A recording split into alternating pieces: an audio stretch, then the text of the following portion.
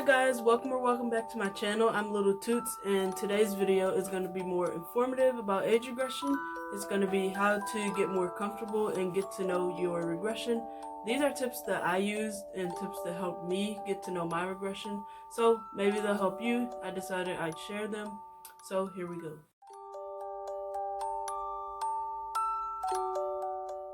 Disclaimer saying that I'm obviously not any medical professional. I'm not a psychiatrist or anything like that, but these are just things that I have experienced and they really help me out. So if you have serious questions or you really want to get actual factual information, I definitely recommend reaching out to a doctor or someone who's actually specialized in the area. So let's get started. The first tip that I have on my list is to know why you regress. There are many reasons why people regress. I personally regress because of trauma, stress, depression, anxiety, coping with other things, and sometimes even just for entertainment. Any reason that you regress is valid, so don't let anyone tell you otherwise. For example, if I regress for entertainment, it's probably because I'm bored, and I'll probably do things like coloring, watching videos, and things like that. On the other hand, if I regress for coping, sometimes it's just easier for me to process my feelings when I'm regressed. And also when I'm regressed, it forces me to pay attention to my bodily needs and to take care of myself better. Now sometimes regressing makes it harder to take care of yourself. So this is what I mean by getting to know why you regress, because it helps you figure out what you need to be doing when you regress. The second tip on my list is to know when you regress. You can do this by figuring out what your positive and negative triggers are. I don't know if there's some people who don't have triggers at all, but for me personally, I have both positive and negative triggers. Being a trauma regressor, some of my negative triggers I won't really talk about here, but some of the categories that these triggers can fall into are people, places, items, clothing items, smells, tastes, colors, things like that. So a positive trigger for me could be, I guess bunnies are a positive trigger for me recently. The color pink, the color yellow, and whereas negative triggers are things that remind me of my trauma and make me have more impure regression. Which, if you don't know what that is, I would say to look it up, because I don't have a definition off the top of my head, and you probably want to get a good idea of what it is. And I'll link some sources in the description for more information on some of the words that I've been using here. Some people, when I say people that make you regress, for me it's more like celebrities. Certain celebrities remind me of my childhood and can make me regress really easily. Places, things like sometimes the playground can be a positive trigger for me. The toy section in Walmart is a positive trigger for me because it reminds me of my childhood a lot. Items, let me think. Right now, my top regression item is probably a passy. That can always make me regress pretty. Clothing items, this one is like more of a comfort item kind of thing for me. So some of my favorite hoodies make me regress. And also, strangely enough, the shape of my jeans can make me regress. Can help me regress sometimes. So wearing wide leg jeans give me very toddler vibes. So sometimes I'll just pick those out for an outfit if I want to feel smaller. Sounds that make me regress.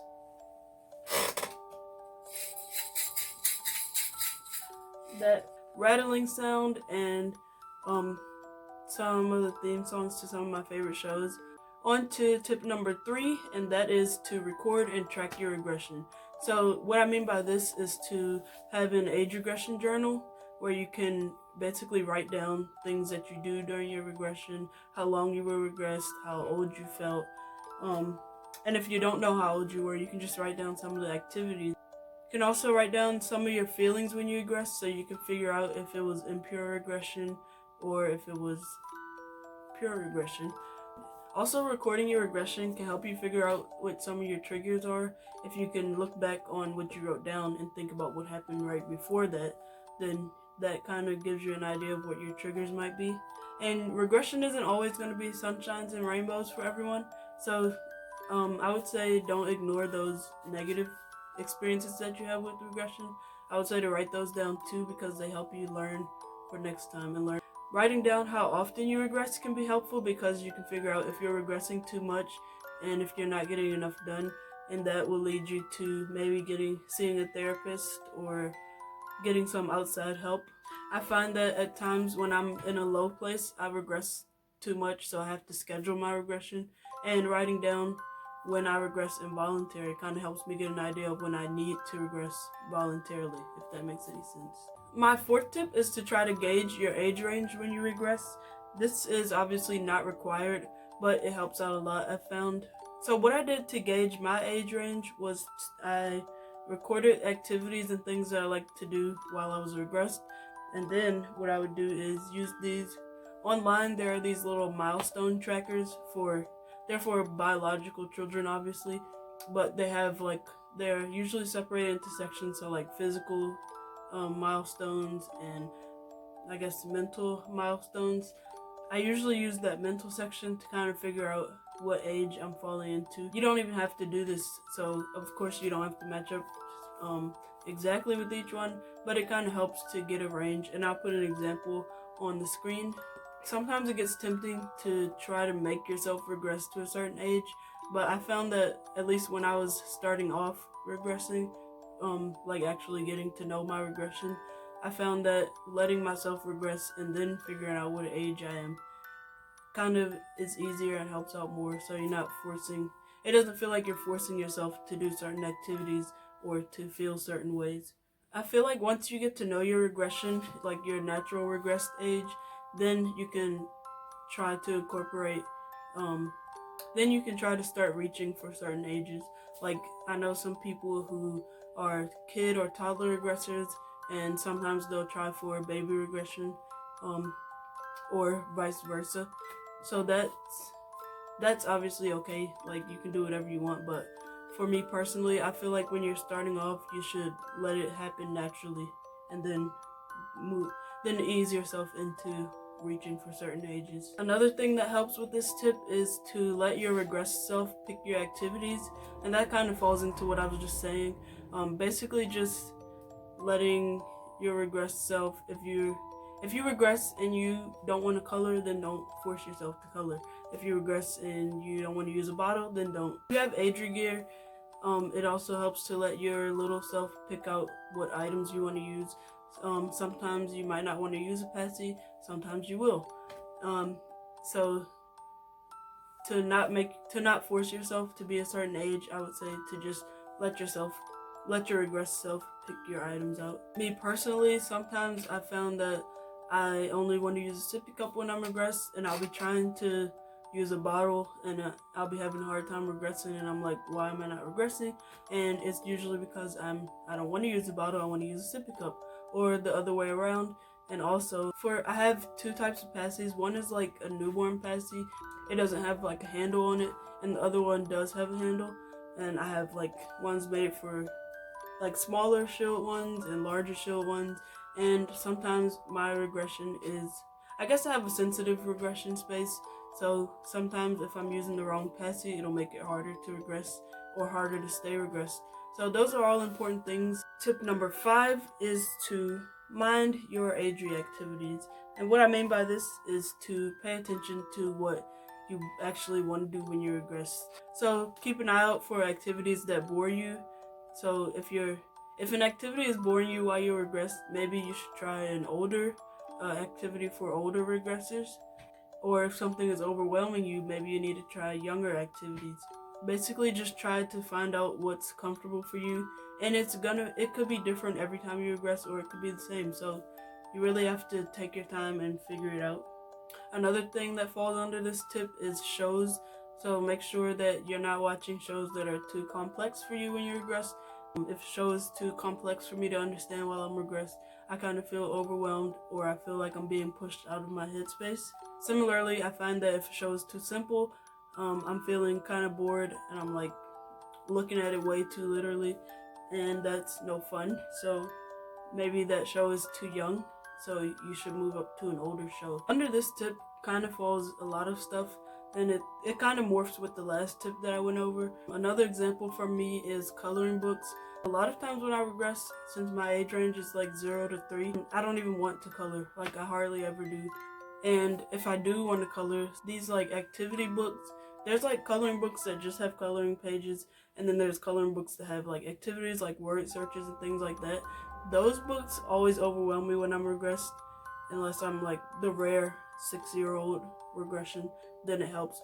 But otherwise, I'm usually just like, I want the ones with the big pictures that are easy to color and just pictures. Same goes for books. Books with a lot of words kind of overwhelm me a lot. So I go for simpler books with 1 or 2 words on each page, or simpler sentences. The 6th tip is one of those ones that it either applies to you or it doesn't, and that would be to interact with other regressors. So I have my YouTube channel, obviously, and I like interacting with you guys in the comments and through my videos. I also have my age regression Twitter account, which is at LittleToots1. You can follow me there, and DMs are always open, and I will reply to you as soon as I can. And I also post regression content there. The Twitter Agere community, is for the most part pretty nice, and it feels safe. If you want a video on how I set up my age regression Twitter and tips for setting up your agedre Twitter, I can do that. Just let me know in the comments. You can also interact with your in real life people if you have any in real life regressors. I don't, so that option isn't there for me, but if it's there for you, definitely try to get out there more. There's also a lot of age regression accounts on Instagram that I follow. I recently deleted Instagram, but when I was there, I found a lot of age regression accounts there, and of course YouTube. So when you're on Instagram and Twitter and you're looking for age regression accounts, you should look for things like SFW, 100% SFW, or Safe for Work. Look out for people's DNIs, which means do not interact, and they usually have a list of things after that. If you fall under that list, then do not interact with them. It's their safe space, and it's not fair if you go in there and interrupt them. And the same goes for you. If you have a DNI and someone is trying to interact with you, it's okay to block them and ignore them. You also want to look out for underage regressors who don't feel comfortable interacting with people 18 or older or 21 and older. These are all things that you need to look out for if you're going to be online with your regression. Basically, just try to respect other people's boundaries. My 7th tip is to be yourself. This one is it might sound a little bit cheesy, but just hear me out. It helps a lot.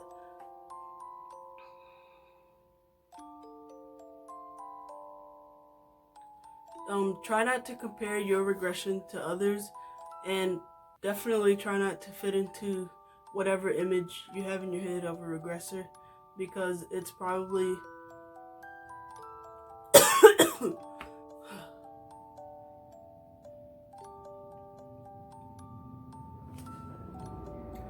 Don't compare yourself to other regressors. That does not help at all, and it's very toxic. And also, don't try to fit into this image of what a regressor should look like, because that's also a very toxic way of thinking, and it's not going to help you at all. Your regression is literally yours, so it looks however you look, and it also feels however you feel, and it is whatever you are. There's no right or wrong way to regress. It's all up to you and what helps you. If you're on an online community, it can be easy to look at other people and be like, oh, I should be doing that since I'm that same age as that person, or my regression should look like that. That's not true at all. There's literally no box around how to regress. It's like a void, if you would. You just fall in wherever you do. There's no one can tell you how to do it. It's just up to you. My 8th tip is to get to know your regression before you get a caregiver or CG. This is for your safety and for your comfort, and also for the comfort and safety of your caregiver. You should try to always put safety before anything when it comes to getting other people involved in your regression. Make sure that that person that you're looking at is actually in your community and they respect your boundaries and you also respect theirs. It's not right for another community to come into yours if that's not what you want, and it's also not right for you to go into another community if that's not what they want. You also need to figure out what you need to be looking for in a caregiver. I personally don't have a caregiver and I'm not currently looking for one. So I'll try to find some sources and link them below about getting a caregiver and things like that.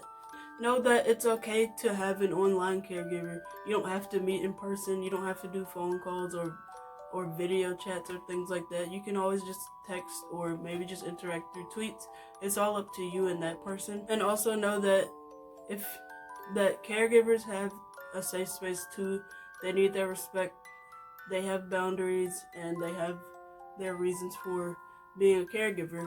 It's important that you respect them and that you make sure that they're okay as well. It should be a back and forth relationship, I feel. You also need to find out what you need from a caregiver before you go putting yourself into a relationship like that. Getting a caregiver is not always a shift of power or giving someone else your power. It's hardly ever that when it comes to age regression. So you need to be really careful and make sure that you know what you're looking for and what you need. Sometimes you don't even need a full-time caregiver. Sometimes you just need a text every day to tell you to take your meds or to drink some water. And other times you just need someone to talk to 24/7. It's all about you and that caregiver. My 9th tip might not apply to you, but it might, so I'm gonna say it anyway.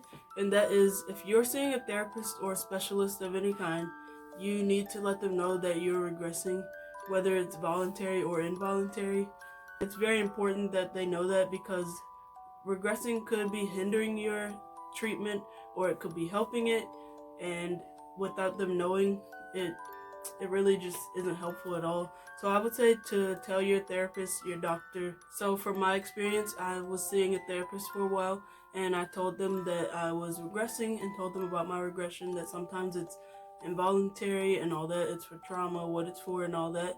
And we incorporated it into my treatment, and it really helped out a lot. And we kind of found a balance where I wasn't regressing too much and I wasn't missing out on it too much. When you do tell them, let them know if you want to keep regressing or if you feel like your regression is a problem and you want to stop regressing. So when I was in the stage of thinking about telling my therapist, I was kind of like, well, they'll probably make me stop regressing, but I didn't want to stop regressing because it's something that I enjoy doing. So what I did was I told them that I wanted to continue regressing, but it's something that I felt like they should know. And also, if you do tell them, make sure you tell them who you would like to know. So if you don't want your family to know, you can tell them that. And if you don't want anyone to know except for them, you can tell them that. My 10th and final tip for getting to know your regression is to be patient with yourself and be patient with others. Know that your age regression changes. It could change from day to day. It could change from month to month, year to year. It's really not something that you can control. Also know that not everyone will be comfortable with the concept of age regressing, but you need to know that what you say your regression is what it is. Know that not every person you meet is going to be accepting and comfortable with your age regression, and that's okay. Everyone has their boundaries. Just make sure that they're not being rude to you about it, or they're not trying to spread false information about you. It's up to you who you tell. You don't have to tell a soul if you don't want to. It's all yours and it's up to you. Do whatever makes you comfortable. And don't forget that age regression is meant to be soothing and helpful to you. So if at any point it stops being soothing and it stops being helpful, you should reach out maybe to a professional or maybe to someone, just anyone around you or someone online. Just reach out if you need to. And it's always important to have patience with yourself when you're doing anything. So make sure to try to pay attention to that and love yourself, be patient with yourself, and everything will be okay. That is it for my 10 tips on getting to know your regression. I hope you liked this video or found something helpful. If you did, please comment below and leave a thumbs up, and also subscribe if you haven't already. I'll be trying to upload as many videos as I can as my ideas come along. And also, you may have noticed that my background is different, and that is because I moved and I will be doing a room tour soon, if you guys would like that.